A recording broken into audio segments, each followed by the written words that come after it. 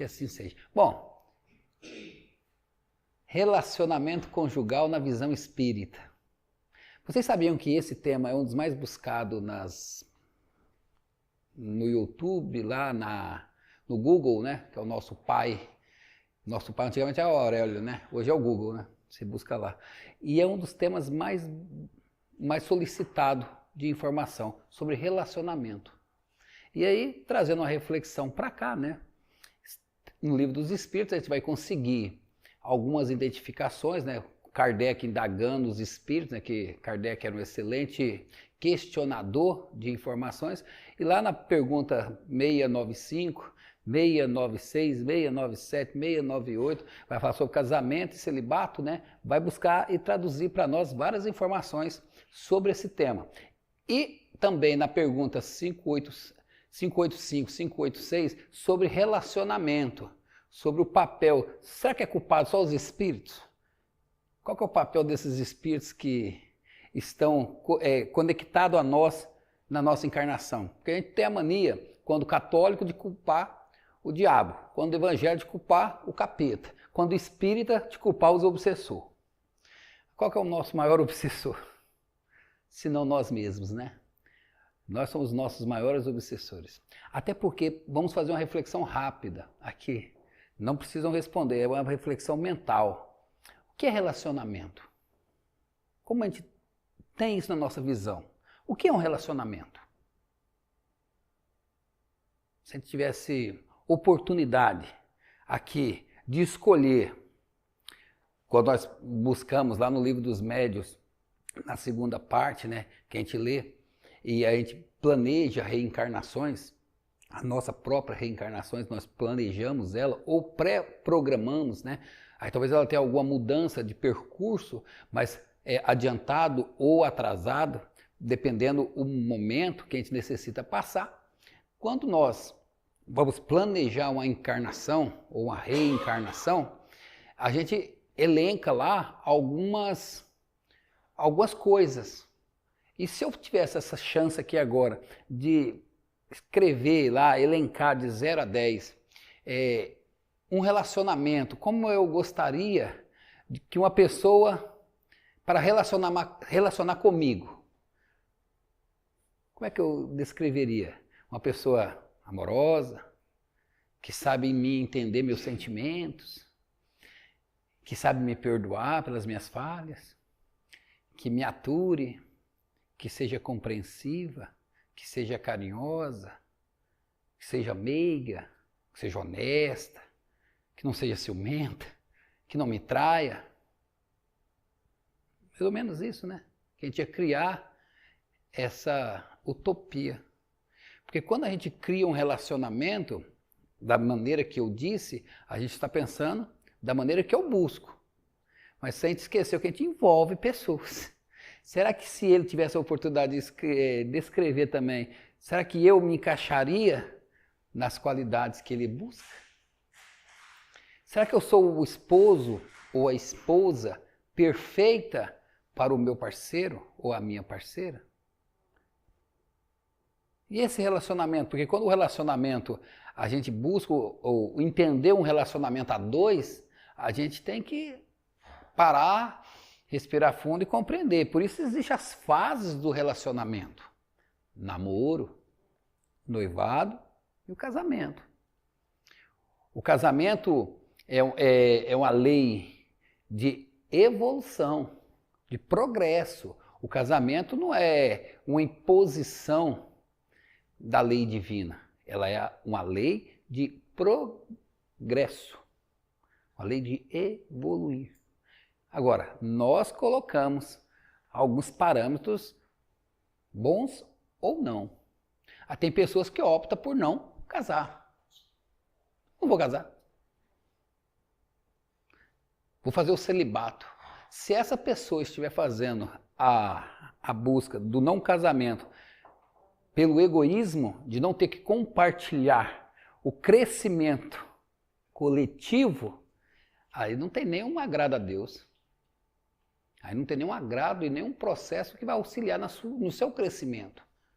Agora, se essa pessoa abre mão de um relacionamento com um parceiro por motivo de uma coletividade, de uma missão, é uma renúncia daquela filha que não casou porque tinha que cuidar dos pais, daquela filha que não casou porque tinha vários irmãos caçulas quando perdeu os pais lá, teve algum sinistro na sua vida e ela teve que ser a rima de família.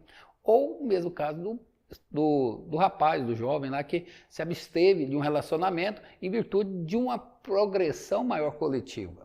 Agora, quando nós encarnamos, um dos primeiros papéis que a gente escreve lá, eu quero me relacionar. Me lembra até uma história, e isso é verídica, tá?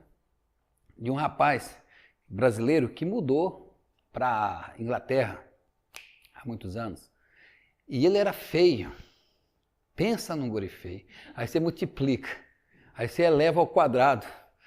Tão feio que era corcunda, andava, mancava de uma perna. Eu acho que da fila da feiura ele entrou umas 1000 vezes. Para pegar um pouquinho de feiura. Mas ele era bom de relacionamento, de diálogo. Ele era agradável. Era uma pessoa que te cativava pela presença dele, pelo entusiasmo que ele tinha. E ele foi para a Inglaterra. Chegou lá, se envolveu nos trabalhos, nos estudos, conheceu uma moça. Pensa numa menina bonita. Aí vocês triplicam essa beleza. E tão bela que a menina, ele logo se apaixonou por ela. E aí eles tinham um amigo em comum e ele queria se aproximar da menina. O amigo, você está de brincadeira, né? Você não está me pedindo isso, né? Lógico que ela não vai querer ter um relacionamento com você. É feio demais. Ela é uma princesa. Falou, não, mas me ajude apenas no encontro. Se você me ajudar no encontro. Você é meu amigo, se fosse meu amigo, então eu vou te ajudar. Depois de insistência, ele conseguiu esse encontro tão esperado. E no encontro, ele já chegou para ela falando, eu preciso te contar algo. Eu só reencarnei para te contar algo. E ela, toda assim, né, na expectativa, porque ela não ia alimentar aquela paixão ali, aquele relacionamento, pela desigualdade física. E aí eu reencarnei apenas para te contar uma história. Ela se animou, querendo saber a história. E a história envolve nós dois. Cresceu mais a curiosidade. Apesar que curiosidade é um dom feminino, não tem problema nenhum, né? Se fosse homem, seria estranho, né? Porque o homem não pode ter curiosidade. Então essa história eu termino de contar ela na próxima vez que eu vier aqui. Tá bem? Tá vendo? Se algum homem aqui, por um acaso, fazer o que está querendo saber a história, não vale. Agora as meninas, pela a empolgação das meninas, eu vou terminar a história. Mas pelos homens não, tá? Porque os homens eu só ia contar na próxima palestra. E aí ela fala, então qual que é a história? Quando eu preparei para reencarnar, Deus mandou me chamar. E me falou, você vai reencarnar, você é um deus grego, um Apolo, porque eu era um deus grego, um Apolo lindo, maravilhoso. Só com a minha presença eu contagiava todas as mulheres, todas buscavam estar perto de mim, de tão belo que eu era. Eu era um deus Apolo. E aí Deus me pediu, você vai reencarnar e você vai ficar, cuidar, ter um relacionamento com a filha minha, que você vai reencontrar lá na Terra. Aí ele disse, não, tudo bem, o senhor está pedindo, o senhor manda, né? Só que eu tenho um detalhe para lhe contar. Ela é feia de maré descer. Pensa numa pessoa que você vai encontrar que é feia. É essa, minha filha. E ela é corcunda, manca de uma perna, é tudo estrupiada. E você vai ficar com ela. Aí ele olhou para Deus e falou assim, bom, mas eu vou pedir um favor para o senhor. Que toda a minha beleza passe para ela. E eu me torne igual a ela. Aí eu vou cumprir sua missão. E aqui agora eu estou. Te encontrei para te dizer isso. Então, o cara era bom de assunto. Ele era bom de conversa. Ele era um famoso 7-1, né? E eles casaram, tiveram um relacionamento, casaram e tiveram filhos, né? E um é um grande escritor de ópera. Holper. escritor de ópera, famoso. Isso é história verídica, ele conta essa história. Então, o que nós temos que entender no relacionamento? Existe a primeira fase, que é do namoro, que é da conquista, que é do conhecimento, que é do aprendizado. Quando nós reencontramos com companheiros, que não é tácita, que nós vamos reencontrar só aqueles ex. Nós vamos criar também atrações dessa encarnação, desse grupo que se reencontra aqui. Por algum motivo ou adequação, a gente pode adiantar ou não. Mas quando reencarnamos, o primeiro ato nosso, ao buscar uma relação a dois, é a conquista. É de cativar o diálogo, a brincadeira, a parceria. Por isso que a gente tem que sempre, nas buscas de relação, apenas não olhar o físico. Porque o físico ele vai, com o tempo, deteriorar. Vai aparecer ruga, vai aparecer barriga, vai aparecer estria, culote e outros apetrechos mais, tanto do homem quanto da mulher. E aí a beleza não vai ser a prioridade. A questão da empolgação no beijo, no sexo. Calma, não vamos tão empolgados nessas atividades também não, que com o passar também elas vão ficar um pouco frias. Ah, ele é muito bonito, ele é muito sério, ele é honesto, ele é isso e aquilo outro. Na idolatria pelo ser. Calma. Pois se ele te decepcionar por um motivo, algum tempo, você vai se frustrar e frustrar com ele. Então qual é o conjunto? É os três conjuntos e acrescentado do diálogo. Eu gosto muito do relacionamento e minha mãe, meu padrasto faleceu faz 5 anos. E eles viveram 30 e poucos anos. Minha mãe casada com ele de 79 para cá, 1979, então viveu com ele até agora. No ano 2014, 2013, final de 13, 14, ele desencarna. E ele viveu 15 anos, meio cego, não enxergava direito, amputado a perna e fazendo diálise 3 vezes na semana. E a minha mãe ficou com ele, era o amor da vida, cuidou dele até ele desencarnar. E ela mora na Chapada. E aí no final do expediente de Vantuil de Freitas, eu subia para a Chapada no sábado à noite, né? Saía para ficar na Chapada com a minha mãe, né? Com a minha família. E aí na casa não era forrada. Então, nós chegávamos já tarde, aí ia comer alguma coisa, bater um papo. Já ia dormir mais tarde, 11, meia-noite. E aí, quando dava 3 horas da manhã, eu escutava. Porque o quarto que eu dormia era paralelo com o da minha mãe. E começava uma conversa. E isso começava às 3 horas da manhã e até de manhã cedo. E aí um dia eu não aguentei, falei, mãe, mas que tanto a senhora conversa, mãe, a noite inteira. Meu filho, nessa idade, você quer que eu faça o quê? Eu falei, já tá certo, tem que conversar.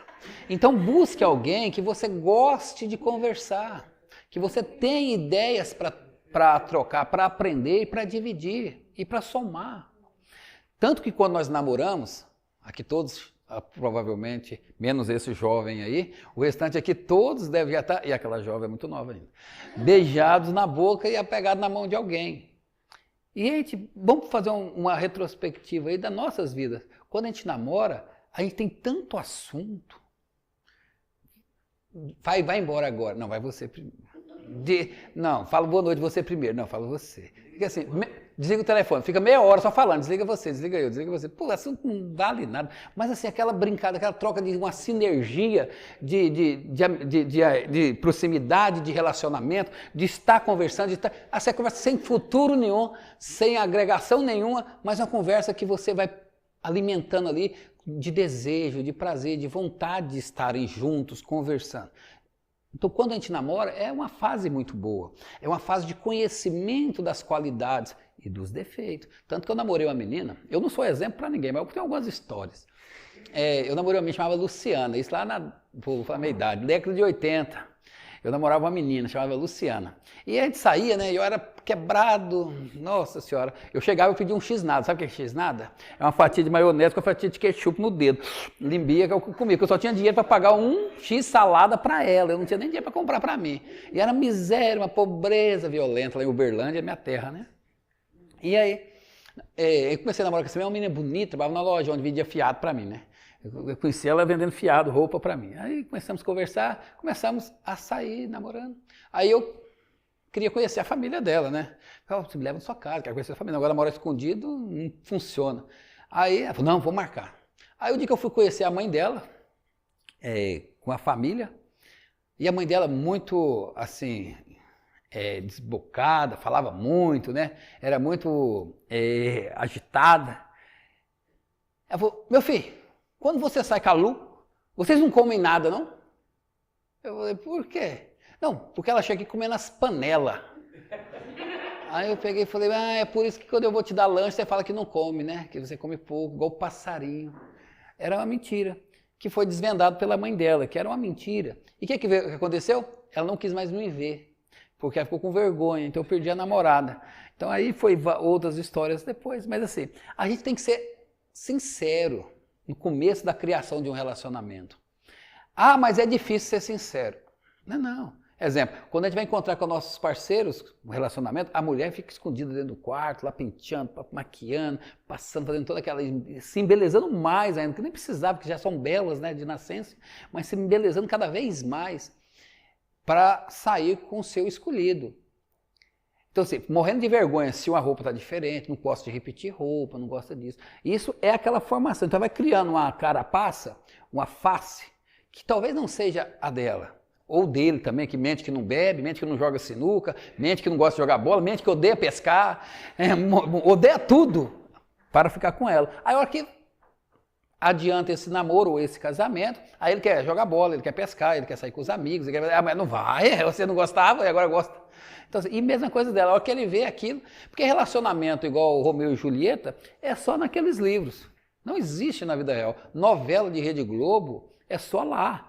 Que o mocinho sofre a novela inteira e no final fica com a mocinha, rico e famoso. Não, lá não existe isso. Aqui na vida real, aqui no chão de fábrica nosso, na nossa terra, o relacionamento tem que ser construído. Então o namoro é uma fase muito boa de relacionamento. Aí vem o famoso noivado. O noivado serve para quê? Para você conhecer a família. Para você entender que o casamento não vai existir mais o meu carro, que vai ser o nosso carro, já entra na terceira pessoa, né? Não é na primeira pessoa mais do singular, porque não é meu carro, não, agora é a terceira pessoa. Nosso carro. Meu telefone, não é o seu telefone, é o nosso telefone. Minha cama, vou comer de não, é nossa cama. E daqui a pouco vai ter mais alguém para dividir com você, ó, que nascer ainda a prole, né? Aí vai te botar pro chão, aí vai te correr com você da cama, você no sofá ou no chão. Quem tem filhos aqui sabe como é que funciona. Aí vai deitando na cama, aí se tiver 1, 2, 3, 4, você está enrolado, né? Lá em casa era 2. Então, assim, a gente tem que nesse noivado criar um companheirismo com as pessoas que vão agregar conosco nessa relação. Porque não existe relação feita unilateral num casamento.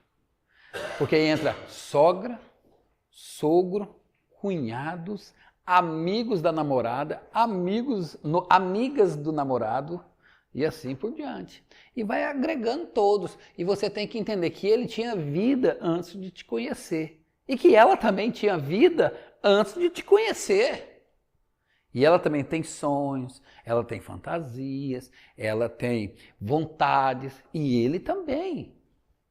As partes têm compromissos diferentes do seu, e precisa agregar um ao outro, compartilhar na evolução esses aprendizados. Compreender, você chega, seu cunhado chega, você está no seu sofá, sentado com o controle seu na mão, com o pé mandando na sua casa. Coisa boa, né? Esse é meu cunhado. Aí você chega lá, está lá sua sogra lá, ditando as regras dentro da sua casa, né? Meu filho gosta da roupa passada desse jeito. A comida que meu filho mais gosta é essa. Aí você olha assim, meu Deus, você tem vontade de pegar essa sogra e mandar voltar para onde ela veio. Não funciona assim? Aí quando você tem um filho, a sogra quer cuidar do jeito dela. E aí você começa conflitos.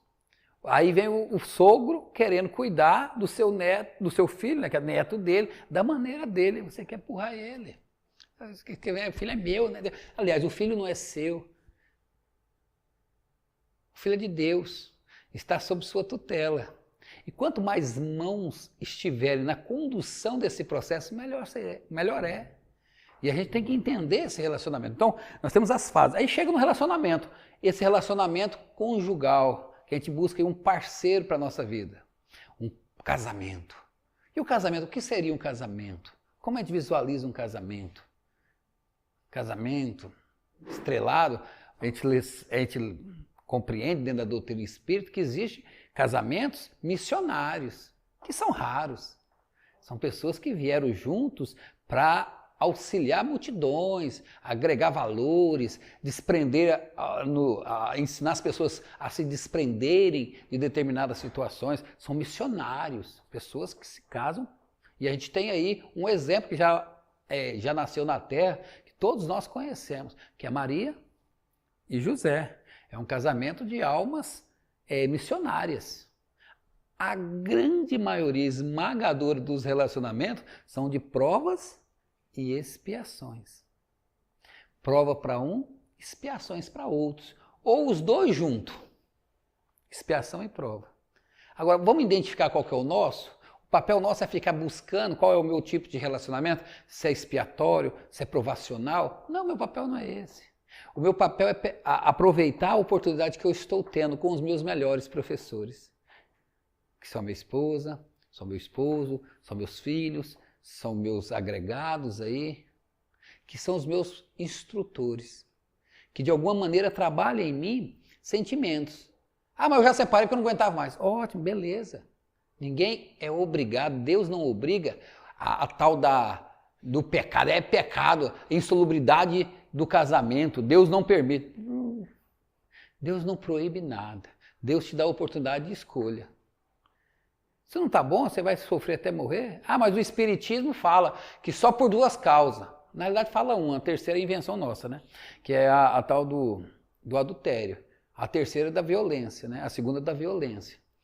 Mas assim, quando você, de alguma maneira, a pessoa trai a sua confiança, no caso de adultério, aí sim, talvez você possa, mas se você tiver o desprendimento de perdoar, agora, compreender isso, lá no livro Nosso Lar, lá, Tobias, ele ficou com as duas irmãs, né? Uma morreu, aí mesmo desencarnada, a outra obsediava, né? Até entender o processo. Depois que as outras desencarnou, as duas foram morar junto, na mesma casa. Ela está no livro Nosso Lar, os relacionamentos de Tobias. Então, a gente tem que entender se a gente está desprendido para aceitar determinadas situações promovidas pelos nossos parceiros ou não. Porque ninguém é de ninguém, ninguém é obrigado a morrer abraçado nessa encarnação com alguém. Ah, mas eu tenho que evoluir, esse é meu karma. Que karma? Karma sim, karma, não é karma, não é calma. Calma seria a palavra, calma. Você está arrumando agregados para diferenciar, calma. Tenha paciência. Se não deu certo, vamos planejar outro processo. O grande mal nosso é a tal dos conflitos que nós criamos pelas separações. Porque para o espírito, qual que é o momento do casamento entre dois espíritos? Não espíritas, nem seres humanos, mas qual que é o casamento do espírito um com o outro, quando ele está encarnado? Vocês sabem? É quando ele pratica o ato sexual. Então, se você já praticou o ato sexual com mais de uma pessoa, você já casou mais de uma vez. Se você já fez com 3, 4, 5, Deus me livre. Você está casado 3, 4, 5 vezes, 10 vezes, 20 vezes. É cada uma pessoa, parceiro que você teve diferente no campo sexual, você agregou uma troca de fluido, uma troca de uma sinergia aí, de um casamento espiritual. Ah, então estou enrolado. Não. Qual foi o trauma que ocorreu após essa separação? Porque tem pessoa que quando separa, é só Deus na causa, né? Vai para a justiça, briga tudo, é meus bens para cá, seus bens para lá, porque quando tá no namoro é meu benzinho para cá, benzinho para lá. Quando separa é meus bens para lá, seus bens para cá. Então, começa nessa situação. Então a gente tem que analisar qual que é o processo que eu estou tocando na minha vida, nesse relacionamento. Ah, sou obrigado. Não, ninguém é obrigado. Deus não obriga ninguém a nada. Deus dá oportunidades para nós da reencarnação e para o reconciliamento. Porque a grande maioria dos nossos relacionamentos são de prova ou de expiações. Prova para um, expiações para outros. Agora, entender sobre esse processo que é mais danoso. Agora, para espíritas ou espiritistas, isso já não devia ser um tabu. A gente tem que entrar na mesma página, porque o espírita, ele sabe das suas obrigações nessa encarnação. Ah, mas eu só virei espírita depois. Tranquilo, não tem problema. Vamos tocando o barco. Então, perdoe os atos e vira a página. Não fique maçando ou enxugando o gelo naquela situação que já passou, que já virou a página e o barco já tocou. Não carregue defunto morto, já foi. Segue o barco, vamos tocando à frente. Vamos. Ah, mas tem. Ah, ele é. Você não veio por ele, você não está por ele, você não vai. Ninguém é obrigado a dar sua felicidade. A sua felicidade é sua. Se você terceirizar a sua felicidade para os outros, você está fardado a morrer seco e esturricado. Ninguém é obrigado a te fazer feliz. Ninguém. A única pessoa que é obrigada a fazer você feliz é você mesmo. A única pessoa que ama você é você. Ah, mamãe, amo nada. Tem mãe aí matando o filho, tem mãe jogando fora. Não é assim, não. Tem mães e mães, né? Tem pais e pais. Mas quem ama você verdadeiramente é você. Quem cuida de você é você. Tanto que se mamãe amasse eu tanto, ela não me enchia tanto de comida para ficar gordo desse jeito. Deve ter que ficar andando no Parque das Águas 10 km todo dia, ver se eu emagreço. Pô, meu filho é gostoso. Eu sei que é gostoso, mãe, mas não faz isso comigo. Ele está me matando de uma maneira ou outra. Estou brincando, tá, gente? Então, assim, nossas mães nos amam, que é um amor que se assemelha a Deus. Na Terra, um dos amores que mais se aproxima de Deus. Mas quem ama verdadeiramente nós, e quem tem a obrigação das nossas felicidades, somos nós. Você vai fazer da sua vida o céu ou o inferno. Você vai criar situações na sua vida. Então, assim, aprenda a tocar sua vida de maneira bem tranquila, sem estresse, sem revolta. A vida, ela é difícil, mas ela é um aprendizado. Ela é difícil para os fracos. E não é o caso do ser humano. Porque o ser humano é um ser diferenciado. Ele é um projeto divino. Ele se assemelha à fórmula de Deus. Ele é centelha divina. Então, se nós somos projetos divinos, centelhas divinas, o projeto tem que dar certo. Não pode nunca dar errado. Só vai dar errado se nós desistirmos. Então, o relacionamento a dois só vai dar errado se nós desistirmos de construir um bom relacionamento. Um relacionamento a dois, com parceria, com tempo. Porque tem gente que não gosta de conversar. E isso a gente vai entendendo. Tem gente que só desperta depois das 9 horas. Aí quando desperta 9 horas vai parar só meia-noite. Então você tem que entender isso também. Então assim, a gente vai conhecendo as pessoas. E até eu brinco muito com a minha esposa. Dia 3 agora de julho nós fizemos 25 anos de casado, né? Bodas de prata. E a minha esposa eu falei assim, você é um excelente médium. Você tinha que jogar na Mega Sena. Ela, por quê? Porque você tenta adivinhar tudo que eu estou pensando, tudo que eu estou fazendo. Ontem estou de férias, entrei hoje, tive que voltar no serviço para uma reunião, mas estava pensando, eu preciso reformar aqui em casa. Eu acho que vou fazer essa parede aqui, mudar. Pensando, né? Pensando com os meus botões. E ela do meu lado. Está acontecendo alguma coisa, né? Eu falei, o que foi? Você está pensativo. O que está acontecendo? Conta para mim, está com algum problema? Eu comecei a o que foi? Eu estou pensando como é que eu vou pintar, vou arrumar essa casa aqui, você já está com ideia na cabeça, né? Então, isso é um mal de muitas pessoas, de achar que conhece, ou de achar que, de adivinhação de pensamento. Calma, você não está lá. Ah, está pensando na outra, está pensando não sei o quê. Tá falando, calma. A gente cria muitas confusões mentais. A gente cria energias ruins para o nosso ser, quando a gente fomenta demais situações. 95% das aflições nossas não vão ocorrer. Isso é só cria sua. Você está criando e está gastando energia em cima disso. Então calma. A ansiedade acaba com o casamento, acaba com o relacionamento entre pais e filhos, acaba com o relacionamento social, acaba com o relacionamento profissional. Ansiedade. Aí vai transformar numa depressão. Então calma. A vida é tão boa, a vida é tão maravilhosa, ainda mais quando nós agregamos aí os parceiros, que vai produzir os nossos filhos, e aí vai produzir os nossos netos. Eu já sou avô, né? Nós somos avós, né, Jader? Então, o ser avô é ser o pai de mel, ser avó é ser a mãe com mel. Então, a gente vai ter essas oportunidades, mas se você souber construir e escalar essa nossa existência sem estresse, sem apontar, sem criticar. Até porque todos os nossos parceiros atuais ou os que já passaram foi escolha nossa. Não teve papai, não teve mamãe, não teve vovô que escolheu. Você vai casar, Érica, com o João. Ai, se você não casar. Não, foi você que escolheu. Se deu certo ou se não deu errado, foi uma escolha de cada um. Então vamos aproveitar nossas escolhas da melhor maneira possível. Agora, se não der certo, também tenha paciência. Toca o barco, o rio segue. Agora, tenta de uma maneira não estressar, não abandonar no primeiro vendaval.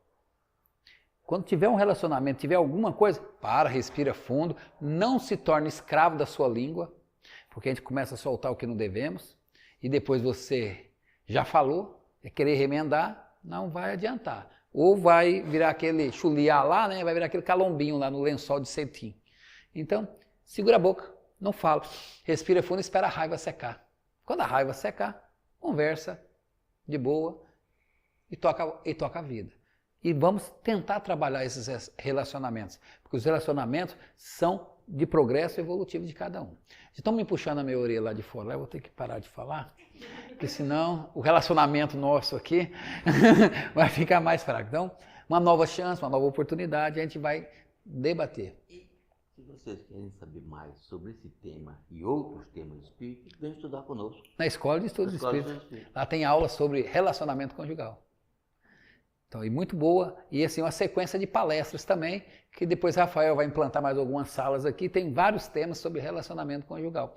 Então, pessoal, obrigado pela disponibilidade de vocês de nos ouvir, obrigado pela casa, toda vez que eu venho aqui eu acho uma coisa diferente, então tá maravilhosa a casa, tá bonita, vocês são a equipe que podem produzir muito, e esse é o papel, vamos produzir cada vez mais.